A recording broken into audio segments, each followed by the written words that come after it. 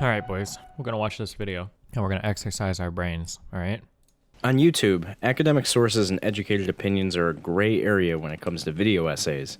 What might just be conjecture in an opinion piece may be relayed to others as fact through its very deliberate and well put together presentation. However, this genre has been plagued by idiosyncrasies, and many are starting to notice and criticize the video essay format. While many video essayists may not intend for this to happen, they might be manufacturing how we view media critically, and I think it's for the worst. What I specifically mean by this is that video essayists are trying to make their opinion pieces seem more like the end-all be-all objective truth on the matter, intentionally or not. Before proceeding, I would like to say that this video acts as a companion piece to Malmrose Project's video, The Value of Subjectivity. Some of what I say in this video will work synergistically off of that video, but their video goes into the more sociological analysis of it. One of the most entrancing things about video essays is their presentation. Whether it be their editing, writing, or vocal delivery, it can elicit a feeling of academic or intellectual prowess. While it may feel that way, you have to realize that some video essayists purposely do this. They keep the style of aesthetically pleasing lo-fi hip-hop beats or jazz while delivering lines in a very oratorical style. I feel that this often gives a vibe of superficial grandeur. I understand that it is very appealing, and it does work. The deliberate editing of these videos contribute to this ruse. You're probably thinking to yourself that what I'm saying here might not really equate well to the merit of their work. I'm not outright discrediting any video essayist. I should say that they are doing more good than harm with bringing thought-provoking ideas and content forward. However, this may not be the desired effect these creators want. Inadvertently, making things seem so matter-of-factly has some strange consequences. I said in the intro to this video that there's a gray line when it comes to educated opinions and academic sources on this website. What I really wanted to expand upon with that statement is how video essayists are framing themselves as objective as possible, rather than trying to reconcile with the subjective aspects of it. A lot of video essayists attempt to bring mechanics and technique of whatever medium they are talking about to logically frame their editorials and pieces. You're probably saying to yourself, well, what's wrong with that? Providing rational evidence to support your claim is just how these people prove their point. While you are correct, it is the amount of emphasis we give to the evidence of something rather than the opinion. We attempt to gauge the value of subjective elements of whatever media we're writing about by trying to equate objective evidence. Personally, I find it more meaningful to talk about the subjective elements of a piece because it allows more speculation and doesn't rob any artistic intent away from the creators. The fun and intrigue of making videos like this is to share your outlook on it because it allows more speculation and doesn't rob any artistic intent away from the creators. Equate objective evidence. Personally, I find it more meaningful to talk about the subjective elements of a piece because it allows more speculation and doesn't rob any artistic intent away from the creators. The fun and intrigue of making videos like this is to share your outlook on a piece of art or media, but we really don't need to always use strict analytical structures. I find this problem most prominent in film video essays. While I do like 90% of the ones I see, I find it annoying that there is so much reliance on trying to equate technique in relation to a shot's core meaning or a director's intent. These are just my nitpicks as a filmmaker. When we attempt to view a shot's meaning only through the production techniques used, we are robbing ourselves of exploring the nuance of a shot. Video essayists apply perceptible information to something rather than attempting to make it transformative for the viewer. Sure, you might learn how the composition of a certain shot may contribute to motifs and themes of a movie, but there isn't much going further. It feels more like an attempt to secure a monolithic smoking gun interpretation. You know, some sort of objective fact about what the movie is. And when I make that video, I get tons of comments of people saying this analysis is bad because it's not objective enough. It's not objective. That's not the point. The point of the video is that it's subjective. That's the goal. And the funny thing about this is that the counterpoint to that would be, what does an objective video essay look like? And when I think of that, what springs to mind is stuff like Every Frame a Painting and Nerdwriter. People who have this sort of authoritative pseudo-academic tone, and they talk technicals. They talk about the way that David Fincher frames a shot and stuff like that. They talk about it in terms of how things are and not what they mean or why it matters. And sometimes they do talk about why it matters, but they talk about it in terms of like how it might hypothetically affect an audience, how it might hypothetically affect the viewer, the abstract notion of the viewer. I don't care for that style. A lot of people do care for it, a lot of people like it, and that's fine, you're allowed to like that. But the problem is we've devalued the subjective perspective on art and on film. You may disagree with me on this, but I want to see more video essays that talk about the subjective interpretations that provoke something emotional or intellectual to its viewers. Talking technical about certain films can certainly get the mind wandering with what you can do with certain things, but I feel way more inspired when a creator talks about the subtextual elements behind something and emphasizes that. We can all relay our knowledge from film school or game design class, but it really doesn't do much for engaging in meaningful discourse about art. I try to stay away from talking about specific examples because I really don't want to paint someone in a negative light. However, I'm going to cite some positive examples of people who do video essays that I think can bring more to the table. Renegade Cut only talks about the philosophical and political themes in films. Leon Thomas does it with such intellectual acuity and earnestness. There really isn't anything extra in his presentation besides his excellent writing and analysis of the films, which are more often than not backed up by academic sources. Leon covers all types of films as well, not just mainstream Hollywood or indie darlings. One of the things I attempt to incorporate in all of my videos is a similar aesthetic. Nick Sphere's idiosyncrasies is what makes her videos so much more interesting in the genre. I am more referring to her recent videos, by the way, the ones that follow a video essay format. There is so much character and charmingness about the way Nyx presents herself in all of her videos. She doesn't take it too seriously either, making it more believable, and honestly has an extremely good taste in film, and I just love the attention to detail in the sets and the way of the writing. When I write all of my videos, I attempt to always leave room for discussion. I always feel that what proceeds after the video is way more important than the video itself. I am aware of the fact that I'm just here and this is my opinion, but I more so want to get others talking about it, and sharing their opinion as well. I feel that this is the mentality we need to carry from now on when making these videos. Fuck, I thought this video was gonna be something like a little bit different, and I could talk about this and respond to this, because I thought that we kind of sort of agreed, but we just had different conclusions, but holy shit, I almost disagree with every single thing stated in this video. Yeah, fuck, never mind. I'm sorry. There we go. So firstly, let me give you a concept that a lot of you might not understand. I've never verbalized this before, but maybe I should have. So he kept pointing out the nerd writer was like his thing, okay? So essays, when you're watching a video essay, okay? So close your eyes and open your mind, okay? I'm going to tell you how to think about this, because this is this is how you're supposed to think about this, okay? A video essay is not a statement of fact. It's a point to be considered. So when you watch a video essay by, say, the nerd writer, okay? This is about Ghost in the Shell, right? So the title of this is How Not to Adapt a Movie. This is not an objective statement of fact on how you're not supposed to adapt a movie. It is an argument that the nerd writer is putting forth for you to consider on how not to adapt a movie. This sounds like semantics, but these things are worlds apart.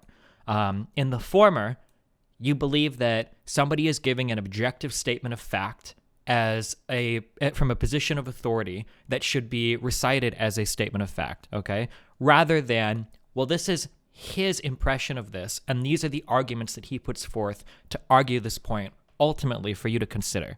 Does that make sense, the difference between these two things? This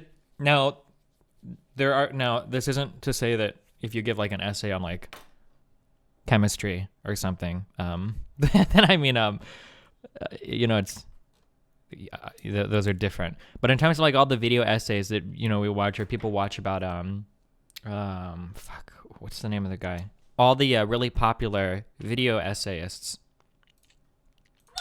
This video by Tony on how to do visual comedy is not an objective statement of fact on how to do visual comedy. It is Tony's argument on how he believes you should do visual comedy. So it is an argument that he puts forth, and then he defends it with clips and ideas and sources and whatnot, right? For you to, in order to strengthen his argument so that you can ultimately consider the argument, right? I'm just going to listen and pick apart some of this now. Sorry, Tony Zauer, whatever the guy's name is, the guy that does every frame of painting. On YouTube, academic sources and educated opinions are a gray area when it comes to video essays. What might just be conjecture in an opinion piece may be relayed to others as fact through its very deliberate and well put together presentation. However, the first, so this is what I thought his whole video was going to be about. The first, 2 minutes of this guy's video is literally video essayists spend a lot of time trying to sound convincing. But that's the point. To be fair, the videos that are marketed as statements of fact on YouTube aren't actually statements of fact. Oh, nice name. The point of making an essay is to sound convincing. I don't know why he would expect somebody to go through the effort of researching and putting forth an argument only to constantly cop out or constantly weaken their own argument by asserting that they're not sure, by filling it with, well, I could be wrong. This guy was saying that people like Nerdwriter and Tony Zhao focus on much of the filming techniques rather than the ideas. Oh yeah, I know. That's something else I totally disagree with them, but that's later in this. I'm just focusing on the beginning here. His initial criticism seems to be that they present themselves as very authoritative. Well, when you're giving an essay, of course you want to sound authoritative. This is an idea that you believe, and you're going to put forth as much evidence as possible, and then you're going to try to convince the person listening to it that your idea is correct. It's something for you to consider, right? Plagued by idiosyncrasies, and many are starting to notice. It's pronounced Joe? Tony, I don't know how to pronounce his last name. It's like Z-H-O-U or something. Zhao? Criticize the video essay format. While many video essayists may not intend for this to happen, they might be manufacturing how we view media critically, and I think it's for the worst. What I specifically mean by this is that video essayists are trying to make their opinion pieces seem more like the end-all be-all objective truth on the matter, intentionally or yeah, well, when you make an essay, of course you try to make it sound like it's the truth. That's the whole point of defending the argument in the essay, right? not. Before proceeding, I would like to say that this video acts as a companion piece to Malmrose Project's video, The Value of Subjectivity. Some of what I say in this video will work synergistically off of that video, but their video goes into the more sociological analysis of it. One of the most entrancing things about video essays is their presentation. Whether it be their editing, writing, or vocal delivery, it can elicit a feeling of academic or intellectual prowess. Of course. So, like, the next minute is just going to be me saying, of course. Like, it's very strange to me that he is utilizing all of these same techniques in his own video. I don't know if this is like some meta shit, but like he's doing the same in his video, right? Whether it be their editing, you know, he's got a script, he edits together a video, he puts together things to support his argument. This is another video essay, an idea to be considered, right? Writing, or vocal delivery, it can elicit a feeling of academic or intellectual prowess. While it may feel that way, you have to realize that some video essayists purposely do this. They keep the style of aesthetically... Well, everybody purposely does this because you want to seem authoritative on what you're talking about so that your argument is more considered, right? Like, pleasing lo-fi hip-hop beats or jazz while delivering lines in a very oratorical style. I feel that this often gives a vibe of superficial grandeur. I understand that it is very appealing, and it does work. Superficial grandeur? I mean, like, so superficial grandeur makes it sound like you're saying that the person is trying to make themselves seem more important or whatever than they actually are, or more authoritative than they actually are.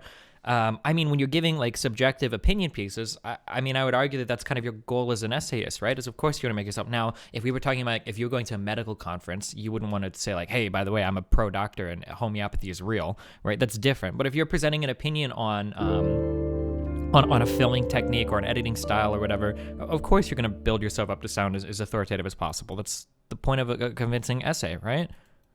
The deliberate editing of these videos contribute to this ruse. You're probably thinking to yourself that what I'm saying here might not really equate well to the merit of their work. I'm not outright discrediting any video essayist. I should say that they are doing more good than harm with bringing thought-provoking ideas and content forward. However, this may not be the desired effect these creators want. Inadvertently, making things seem so matter-of-factly has some strange consequences. I said in the intro to this video that there's a gray line when it comes to educated opinions and academic sources on this website. What I really wanted to expand upon with that statement is how video essayists are framing themselves as objective as possible, rather than trying to reconcile with the subjective aspects of it. A lot of video essayists attempt to bring mechanics and technique of whatever medium they're talking about to logically frame their editorials and pieces. You're probably saying to yourself, well, what's wrong with that? Providing rational evidence to support your claim is just how these people prove their point. While you are correct, it is the amount of emphasis we give to the evidence of something rather than the opinion. We attempt to gauge the value of subjective elements of whatever media we are writing about by trying to equate objective evidence. Personally, I find it more meaningful to talk about the subjective elements of a piece because it allows more speculation and doesn't rob any artistic intent away from the creators. Okay, so this is the first thing that he says that I totally 100 trillion% disagree with. I had to back up and listen to this like twice because I actually couldn't believe he said this. Hold on.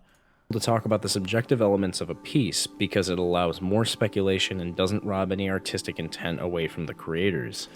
Okay, so I'm just gonna listen to this whole chunk to make sure that I understand this really well because we give to the evidence of something rather than the opinion. We attempt to gauge the value of subjective elements of whatever media we're writing about by trying to equate objective evidence.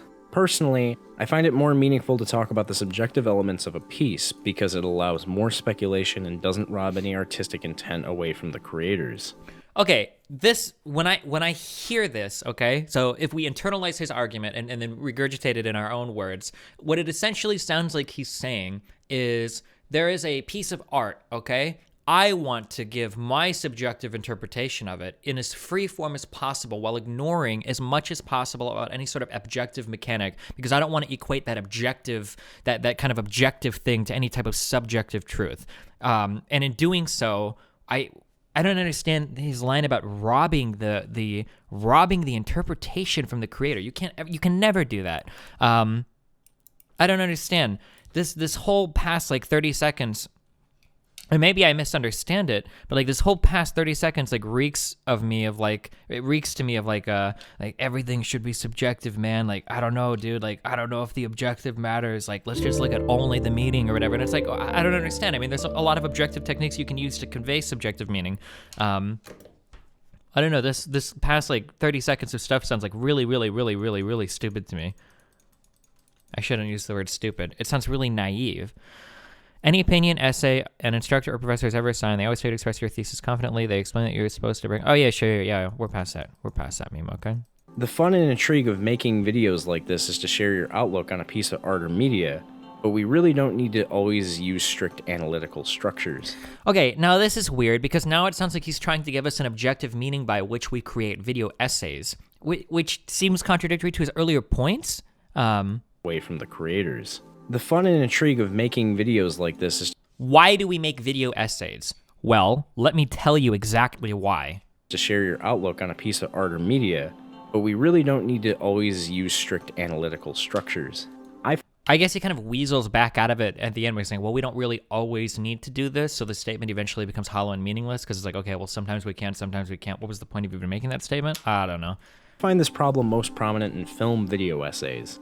While I do like 90% of the ones I see, I find it annoying that there is so much reliance on trying to equate technique in relation to a shot's core meaning or a director's intent. These are just my nitpicks as a filmmaker. When we attempt to view a shot's meaning only through the production techniques used, we are robbing ourselves of exploring the nuance of a shot. Why, if you explore something through some lens, who's to say that you can't do it through a different lens at a later point in time? If I want to break down a piece of music and I want to point out like a certain technique for how something is written, that doesn't mean that all of a sudden we are unable or incapable of analyzing that piece in any other way. If Tony or Nerdwriter or somebody else wants to go through like here's how this shot is done, and this is the meaning we can take from it, right? And that's their argument. That doesn't mean that you lose the ability to, one, disagree with their analysis, and two, do other sorts of analyses of the shots as well, right? Video essayists apply perceptible information to something rather than attempting to make it transformative for the viewer. Sure, you might learn how the composition of a certain shot may contribute to motifs and themes of a movie, but there isn't much going further. It feels more like an attempt to secure a monolithic smoking gun interpretation. I don't understand. I don't think he makes the argument quite convincingly enough, but there is a potential merit to an argument that the science of rhetoric is being advanced faster than the science of idea analysis in the realm of video essays. What are you saying here? There is an argument that the science of rhetoric is being faster. So you're saying that their oratory capabilities and their way of presenting ideas has advanced too quickly for people, and that people's ability to rationally consider the ideas as being valid or invalid hasn't caught up to that, and that's the problem. If that's what am I restating what you're saying fairly? If that's what you're saying, I agree with that. And that's what I actually thought this whole video was going to be about. And that's why I started off by saying that like an essay is just an idea to be considered, not necessarily a statement of fact. And I think that if you understand that as a viewer, that's your way of dealing with that, right? Like, okay, well, I'm watching an essay. It's a person trying to convince me of something, I think that's the meat of the argument this guy's making. That's what it sounds like, but then he keeps dipping into like super tip-tippy territory. Let's say, so in music,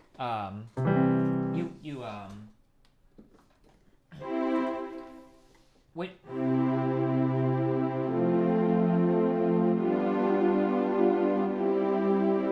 when you're writing voices under classical music theory, when you're writing voices, you have voice leading principles that you have to adhere to very strictly. Things like parallel fifths, sometimes parallel octaves, the way that your voices move, the top three voices move contrary to the bass. There's a lot of different rules in terms of how you write voices. Now, you might write something and do something that breaks a rule, and then you say, I really like that, I'm going to do it. And then somebody walks by, and then somebody looks at it, and they're like, okay, well, I don't think you should be able to do that because you're breaking the rule. Now, I feel like at this point, a reasonable person can come here and say, listen, we have rules that guide our understanding of music. However, these rules are flexible, and these rules are ultimately subject to our personal subjective interpretations of said rules. But it feels like what this guy is coming in and he's saying is that this guy's coming in and saying, listen, all the rules are bullshit. Get the fuck out of everything. All the rules are shit. Everything is subjective. Fuck off. Like, it feels like he's going too extreme in the other direction, right? So, for instance, I think that you can make a fair argument maybe that somebody like Tony doesn't analyze the subjective enough in his videos. And that's a fair argument to make. But then to say that, like, well, they spend too much time doing objective analyses and that robs both the artist and ourselves of our own interpretations. Like, well, damn, dude, I don't know if that's fair to say. I think it's okay for somebody that works as an editor to give his his interpretation of, like, objective metrics by which you can measure film, right? How long you keep a shot for, what kind of focus you use, what kind of lens you use, or whatever. I think that it's okay for him to give that, and then for you to consider that argument, and then to still do other types of analyses later, right? Does that make sense? I'm sorry, I feel like I'm going off. Like, it feels like he's going too far into the end of we should never use objective metrics by which to analyze our subjective feelings, which I hear people that I hear that argument sometimes in music, right? Where it's like how something feels shouldn't be relegated to any kind of rule of music, man. Like, that should, like, there's no modern way to make somebody feel sad. It's like, well, yeah, there is a minor third. Like, well, I mean, yeah, like we there are rules by which we can describe things that will enact or that will bring about, like, certain emotional responses. Right, like, I mean, like, there are certain techniques, and I'm sure in film and whatnot that you can do to get certain emotional responses out of people. I don't think you can throw all of that away, right? I'm sorry, we're getting a little bit out there. Some sort of objective fact about what the movie is. And when I make that video, I get tons of comments of people saying this analysis is bad because it's not objective enough. It's not objective. That's not the point. The point of the video is that it's subjective. That's the goal. And the funny thing about this is that the counterpoint to that would be, what does an objective video essay look like? And when I think of that, what springs to mind is stuff like Every Frame of Painting and Nerdwriter. People who have this sort of authoritative pseudo-academic tone, and they talk technicals. They talk about the way that David Fincher frames a shot and stuff like that. They talk about it in terms of how things are and not what they mean or why it matters. And sometimes I feel like, oh shit, where are my philosophy bros here? I feel like I feel like we're back into the semantics versus syntax. I'm actually not sure which argument he's making. One that we should focus on subjectivity more, or if there's too much objective analysis overall. I mean, like, the former is okay, focusing on the subjective is okay, but I don't think that the objective is completely disregarded, right? But, like, my argument, right? I think my initial argument is that I feel like semantics arises from syntax, right? I think I'm using those two words correctly. And then I understand that there are people that agree or disagree with that, right? But I mean, like, I would argue that there are objective metrics that you can use by which a subjective feeling can be predictably caused, right? That if you list out some objective metrics that you can go about producing a desired response, right? Like a sad moment in a movie happens, and then we play, like, the string memes or whatever to get our sad. I don't know what the fuck film scores do, right? They talk about it in terms of how things are and not what they mean or why it matters. Like, if you talk about how things are, and I would disagree that Well, I don't know what she means by matters, that there's not enough of a subjective spin on it. Because, for instance, Tony will talk about how things are. For instance, in his Michael Bay film analysis, right, where he talks about these are the techniques that he uses, so how it is. But then he'll go further and say, like, he's probably doing it to arouse this type of emotion, right? A feeling of epicness in a shot, for instance, right? What you said earlier reminds me of Kohlberg's post-conventional morality, which states that the individual has reached a level of moral reasoning which understands that society's norms and laws are modifiable if they no longer carry social utility. Interestingly, Kohlberg claimed reaching even this realization was rare for both children and adults. Interesting.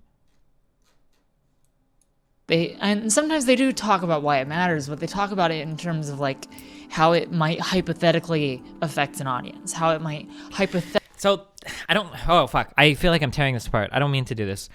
When she says in terms of like how it might hypothetically affect an who have this sort of authoritative pseudo-academic tone, and they talk technicals. They talk about the way that David Fincher frames a shot and stuff like that. They talk about it in terms of how things are and not what they mean or why it matters. And sometimes they do talk about why it matters, but sometimes they talk about why it matters, but.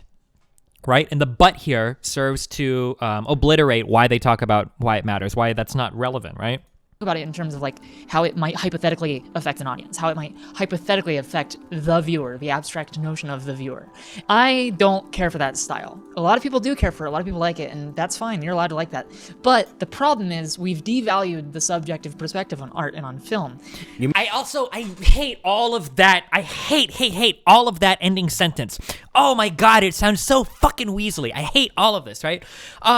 So there is this topic X, and I don't like topic X or the way that it's done. And a lot of people do, and that's fine. But, you know, if you like topic X, man, you made a real bad thing happen. It's like, okay, well, wait, hold on. Well, is it okay to actually like that thing then? I don't know. Like, what? I feel like there are a million different ways that she should reframe this or restate this to make this sentence so much more agreeable. Notion of the viewer. I don't care for that style. A lot of people do care for it. A lot of people like it, and that's fine. You're allowed to like it. Oh, okay. So I do like that, and that's fine. I am allowed to like it. Okay, awesome. Thank you. But but another but. Problem is we've devalued the subjective perspective on art and on film. We've devalued it by necessarily liking an objective analysis. Why would you frame it in that way? Why not say here's an example. We have come very far in video essays in terms of our ability to objectively analyze different types of techniques or whatever applied to film, and I think it's important that we don't forget that the subjective analyses can be just as important or just as critical to the evaluation of a film as well. And I think we should do more to focus on that. Right now, we have the objective measures, which are accounted for, and if you like that, that's cool. But we've also reminded people that there's an importance of the subjective as well, and you don't have to devalue one to acquire the other. I think. Film. You may disagree with me on this, but I want to see more video essays that talk about the subjective interpretations that provoke something emotional or intellectual to its viewers. Talking technical about certain films can certainly get the mind wandering with what you can do with certain things, but I feel way more inspired when a creator talks about the subtextual elements behind something and emphasizes that. We can all relay our knowledge from film school or game design class, but it really doesn't do much for engaging in meaningful discourse about art. I try to stay away from We can all relay our knowledge from film school or game design class, but it really doesn't do much for engaging in meaningful discourse about. This is the syntax into semantics argument here. This idea that you can't abstract any type of greater meaning from a formal approach to doing something. I totally disagree with this. I could not disagree with this even any more than I possibly can. You might have learned about how to make music in school, but if we want to really talk about what music means, you're going to have to leave that shit aside, and we're going to have to explore the subjective. Like, well, no, come on, dude. The reason why we study these things is so that we can get a greater understanding of by which objective metrics by which objective tools we can use or employ in order to get people to feel or think a certain way. These two things are inexorably connected to one another. You can't say that you have one and then the other. I totally disagree with this. This idea that you learn a technique, but it speaks nothing to a subjective experience or to a subjective interpretation of some tool or whatever you might utilize. When a creator talks about the subtextual elements behind something and emphasizes that. We can all relay our knowledge from film school or game design class, but it really doesn't do much for engaging in meaningful discourse about art. I try to stay away from talking about specific examples because I really don't want to paint someone in a negative light. However, I'm going to cite some positive examples of people who do video essays that I think can bring more to the table. I'm sorry. Initially, I wanted to watch this video because I wanted to watch the stream because I watched the 2 minutes of it like a couple days ago, and I was like, oh, it'd be cool to talk on stream about how sometimes people take video essays too seriously, because I thought that's what this whole thing was going to be about. But then when I just watched it now an hour ago or 30 minutes ago, however long I've been streaming, now this whole video reeks of I shouldn't say reeks of, but it sounds like somebody. No, I don't want to paint him in a bad light. I should have diagrams ready for stream, boys. We have, we are viewers of art, right? We, this line, I guess, represents our subjective interpretation of said art, okay? And art will cross this threshold, whether it's visually or audibly, or orally, visually or orally, in that we perceive the art, right? When we perceive art, it makes us feel certain ways. That's a heart, and that's a frowny face, and he's happy. Okay? Art can make us feel certain ways. It is totally valid that we learn techniques in school or as part of an apprenticeship or as part of studying, that we can learn techniques to help us better understand why do people feel the way that they do when they view certain things, right? This is, in my opinion, this is what the study of art is. The study of art, and I'm speaking of all art here. The study of art is essentially saying we are going to investigate why certain things make people feel the way that they do. I think that this is essentially what the study of art is. But it seems like this guy views the study of art as a meaningless set of objective devices that we use. But when it comes time to actually evoking feeling or emotion, we need to step outside of this and go to a totally separate realm in order to analyze the subjective. And I totally disagree with that. I totally disagree with that. When you study, I can speak more confidently about music than I can about art in general, or like painting or photography. But I'm pretty sure I feel the same about like photography or painting or film as well. That when you study music, you don't learn the tools of music in order to be able to study things or make things more complicated. You learn about music to understand what types of sounds sound certain ways to different people, and how to utilize those sounds to make sounds that sound certain ways to different people. That was a lot more complicated than I thought it would be. But like, what's like an example? I can't even think of any examples. I know that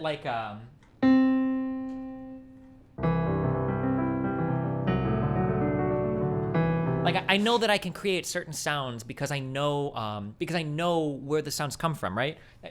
Fuck. I wish I had better words for this. Maybe I need more subjective words. But like given like some music or given some melody or whatever, I know that there are things that I can do with that melody to make it sound a certain way, not because I have like some subjective understanding of happiness and sadness, but because I have an objective understanding of the rules by which govern how we write music and how we think that typically impacts people.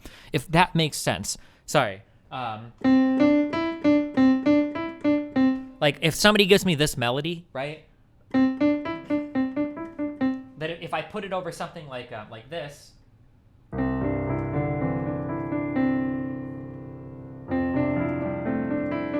that it's gonna sound like happier than if I put it over something like or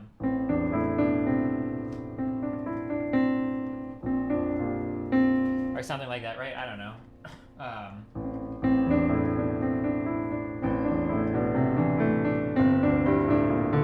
I don't know, something minor or whatever, right? That like, but yeah, I don't know. Fuck, I could have phrased a lot of this better, but I think your opinion is valid. You learn the foundations to manipulate the subjectivity to make it better. You can't just have pure subjective. That would be modern art from a visual art view. You learn proportions, values, colors, compositions. This is your foundation. That's what you build your subject upon. Yeah, sure. I don't disagree with that. But I imagine in painting, right? If you learn to be like a painter or some type of digital artist, like or somebody that any type of art that involves drawing, nobody teaches you, or I can't imagine that you learn like we draw people like this because that's the way that it is, right? I'm sure that it's more like if you want, especially like in animated stuff, or like more cartoony stuff that like if you want people to feel this type of thing, that you might use this type of figure, or if you want to evoke this type of emotion, you might use this because this tends to make people feel this way, or this tends to do this, or this de-emphasizes this, or this emphasizes this, or this right. Fuck. Okay, sorry. I really, really, really, really, really hate this video. I really disagree with this a lot more than I thought it would. I thought that we were gonna have a slight disagreement on just video essayists presenting themselves as being too matter-of-factly. But instead, I like totally disagree. This sounds like some like ultra hyper deconstructionalist take on art or something. I'm not sure. That's not really how, say, literary criticism actually plays out. How would your theory of art criticism only seeks to understand a certain artwork evokes certain emotions explain the last 50 years of feminist, post-colonial, queer theory? What does feminism, post-colonialism, or queer theory have to do with art? That might be a really ignorant statement, but I'm not aware of any art involving that type of stuff. I mean, like, if you want to say feminist art, like if there's an art piece that is feminist, then I mean, you would analyze that through whatever lens of painting or photography or whatever. No, I don't understand. What do you mean? The word queer is homophobic? I don't think so. I think queer is like a really commonly accepted word for LGBT people, right? I might be wrong on that. I actually don't know what queer means, but I know that I hear that community say it quite a bit. I mean, you can't call somebody queer as an insult, obviously. But I'm pretty sure that the word queer is generally used by those communities, no? To describe LGBTQ. I don't remember what queer meant. I would have to go look it up again. It's fucking... We took queer back. I think you might be misunderstanding what they mean here by subjective interpretation. Maybe what they mean is that they usually focus too much on techniques used for making art rather than focusing on the actual content of the film and analyzing that from a subjective standpoint. Yeah, but I mean, like, you can do both, right? Like, just because somebody does one doesn't do the other. And the statement in the middle that he made about robbing the creators. The fun and intrigue doesn't rob any artistic intent away from the creators. This idea about robbing an artistic intent away from the creators. Once you have made, this is something that I very strongly believe in, and I'll defend this to the death. Once you've created a piece of art, you have lost your right to tell people what they should feel about that piece of art. You do your best to create a piece of art, and you can relay whatever feelings or emotions you feel you want to in that piece of art. But once it's released, you have no control over how other people interpret it. You are absolutely incorrect in thinking that you can maintain any sort of control over how another person interprets your piece of art. That's just something that you have to accept that when you give that piece of art up to the world, right? You can't control how other people interpret it. Isn't that the whole death of the author meme? I don't fucking know. What is this shit? Hold on. Death of the author is some bullshit by some Frenchy bullshittist. Argues against traditional literary criticism practice of incorporating the intentions and biographical interpretation of text. Instead, argues that writing and creator are unrelated. Oh, I wouldn't say that. I mean, they absolutely can be related. I think understanding the context can help you understand a piece much more. But I'm just saying that you can't necessarily dictate how somebody feels about something. At first, it sounds like they want the video essay to do more subjective analysis on the content, but later it sounds like they're saying this lens is the only appropriate lens. Yeah, the problem is when they shit on the objective analyses, which I think offer a lot of value. I would argue the most value, but that's because I prefer the educational background, or I prefer like an educated approach to an artistic form. And I understand you could make arguments to the contrary of that, but yeah, subjective interpretations are, of course, incredibly important. Isn't that essentially what he or she was arguing for, though? Because we popularize the techniques, the type of subjective analysis they want to see is rarely done. Yeah, that's fine, and I could agree with that. I mean, like, I guess it just depends on, like, I get objective analyses are interesting because there are rigid metrics and logical arguments. Hello to everyone within Destiny's community except Karl Marx 1. Okay, objective arguments or arguments rooted in the objective are interesting because you can make a compelling argument by following logical argumentative structures, right? I feel like this technique does this, or this artist does this. Now, premise, conclusion. And then you could argue that, right? But to do a video on subjective interpretation is so much more difficult, you know? Wow, Chromie, thanks for subbing. Like if somebody,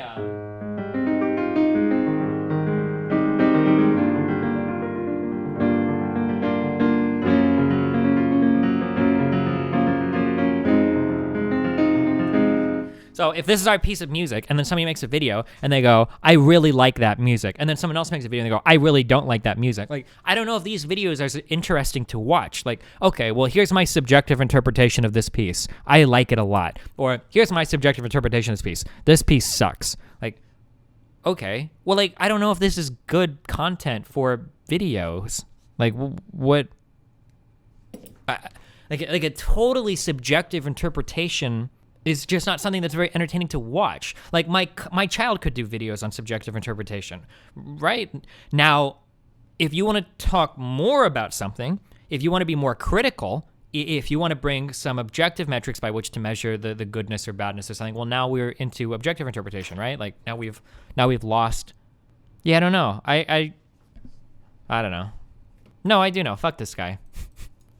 Most people have no clue about art/opinions or whatever. It's not entertaining. People are just expecting it to be given opinions to have. Oh, yeah, maybe, sure. Because a lot of people are fucking retarded. I agree with that, dude. Haven't you said that music can't be 100% objectively evaluated? Of course it can. Every form of art can be objectively evaluated, okay? Destiny. I feel like we have this conversation every other month, okay? So let me be clear on this, okay? Your personal enjoyment of any piece of art can never be right or wrong, okay?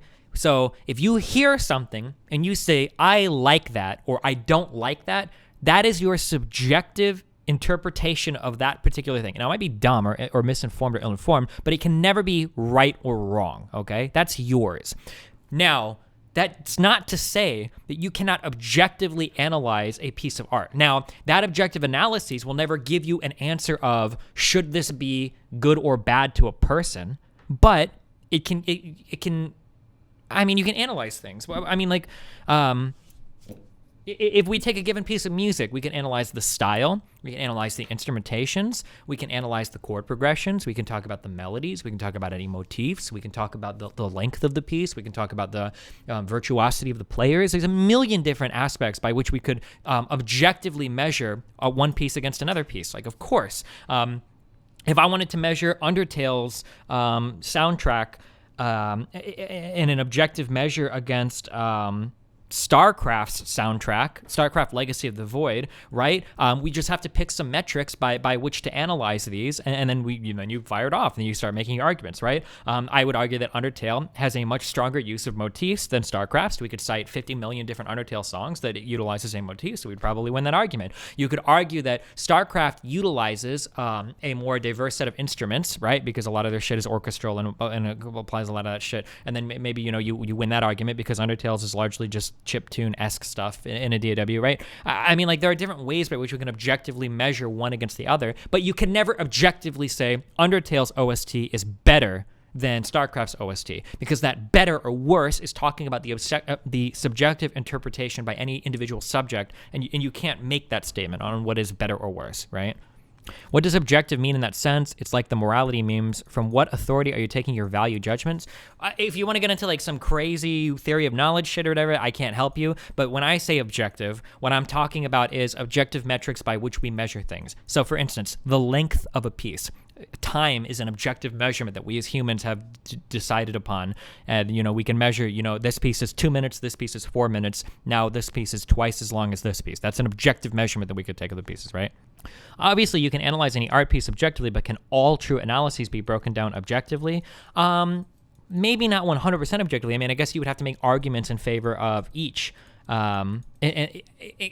Basically, how objective you can be, I think, comes down to how strict of a criteria you want to measure. So, for instance, if we take a really good guitar player and a really good saxophone player, and we ask who's the better player, right? Who is objectively more virtuosic at their instrument? Well, that's just a question of, by which metric do you want to analyze this? How about their ability to sight read a piece? That means get a piece of music and read it instantly without having to rehearse it. Okay, well, are we going to restrict this by genre, right? Blah, blah, blah. It would come down to defining which criteria we want to objectively measure them in, right? For the most part, every piece of art should be objectively good before subjectively good, in my opinion. I don't agree with you at all there. And I think you said earlier you have formal training in art. So maybe this is maybe this is the postmodernist me speaking. But I think that context can make a piece of art. I think that context can shape how you view a piece of art dramatically, such that even art that might be shit or whatever, maybe looks a lot more poignant, I guess, or a lot better. I don't know how to say this. That a piece of art. Well, hold on. Where is the somebody made like a. Somebody made like a 20. I don't even know why I'm still subbing to you. Thanks.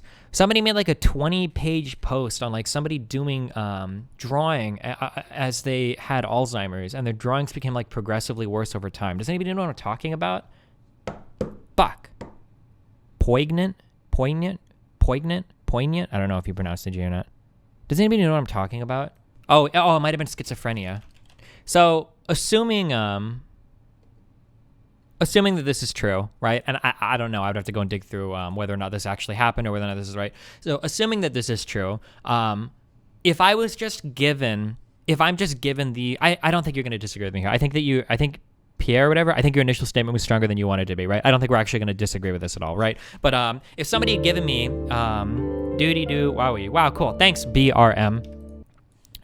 If somebody had given me this set of pictures to look at, right, I would look at this and I would go like, okay, I see we get a cat, and then it becomes increasingly more like psychedelic, which is whatever. I don't know. I don't care. I mean, I guess it's cool, whatever. But given the backstory that, well, this is a normal artist that does these pictures, and then this is how he continues to draw the cat as he experiences or suffers from schizophrenia, whether or not this is true, actually true, again, I'd have to go research it, right? Well, now this becomes much more interesting. It takes on a totally different, you take on a totally different view of the art, you know? So I think that, like, contextually, even if something doesn't start off, I'm responding to your initial statement of something should start off as objectively good before becoming subjectively good. That starting off with this kind of different context of the art, it gives you a different appreciation for it, I guess. Another one that I commonly point to is the little Jewish girl that drew a picture of her home during the concentration camp. That just given a picture, or just like shown this picture with no context, it's just like, okay, well, this is like a retarded 2-year-old drawing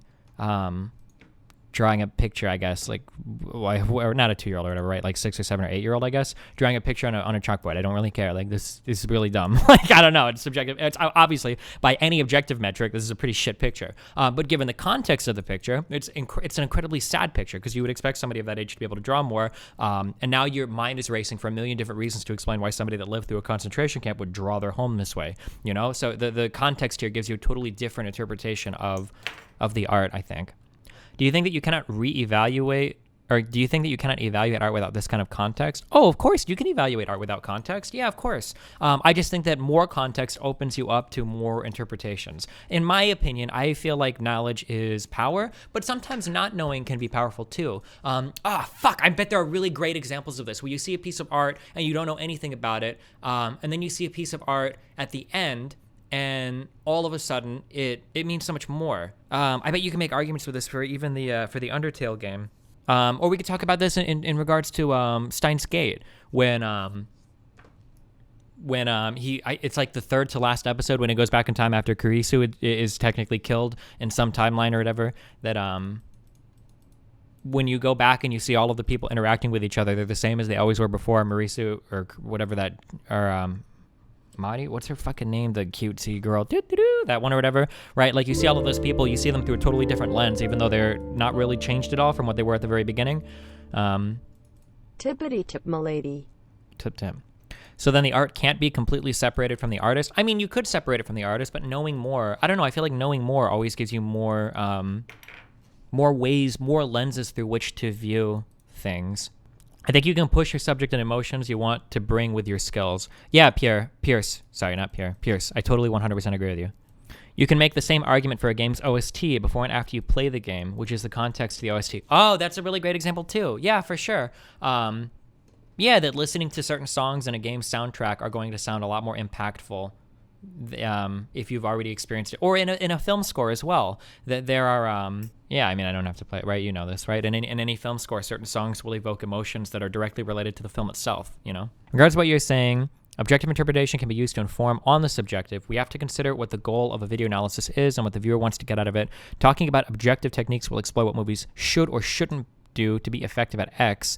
However, a subjective interpretation is more about finding meaning in the content they are more so than critiquing it. Objective rules about techniques doesn't really get at this side of it. Sure.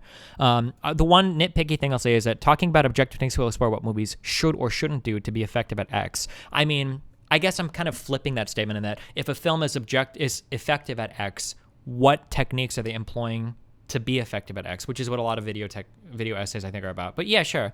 Yeah, I don't disagree with that at the end.